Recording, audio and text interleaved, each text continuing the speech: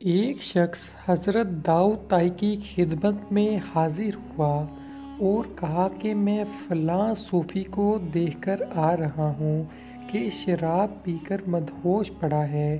اس کی پگڑی اور جسم کے کپڑے فیکے سے لتھڑے ہوئے ہیں اور کتے اس کے گرد جمع ہیں۔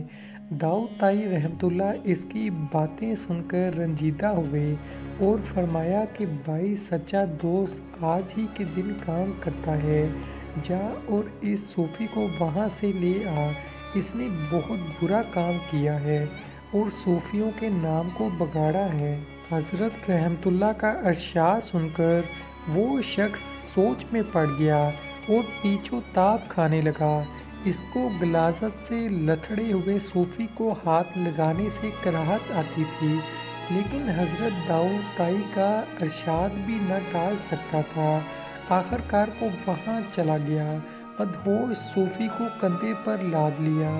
جب بازار سے گزرا تو سارا شہر اس پر امڑ پڑا۔ لوگ طرح طرح کے طعنے دیتے تھے۔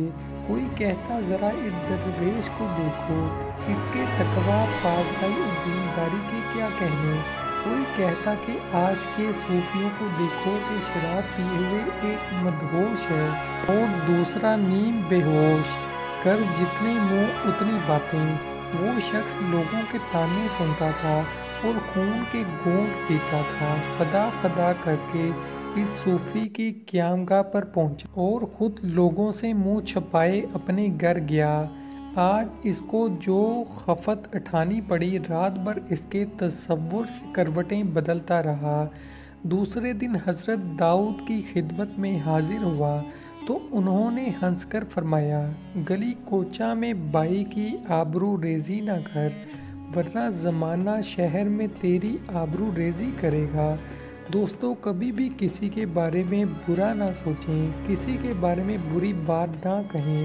آپ کے بارے میں بھی لوگ بری باتیں کریں گے۔ کوئی بھی شخص اپنے مسلمان بھائی کے خلاف چغلی نہ کرے، نہ اس کے کوئی خلاف بات کرے۔ یہ ایک سخت گناہ ہے۔ اس کی وجہ سے آپس میں انسانوں کے لڑائی جھگڑے بھی ہوتے ہیں اور انسان میں دوریاں پیدا ہوتی ہیں۔ اگر ہم کسی کے خلاف کوئی بات کرتے ہیں تو کل کو ہمارے خلاف بھی کوئی نہ کوئی بات ہوگی۔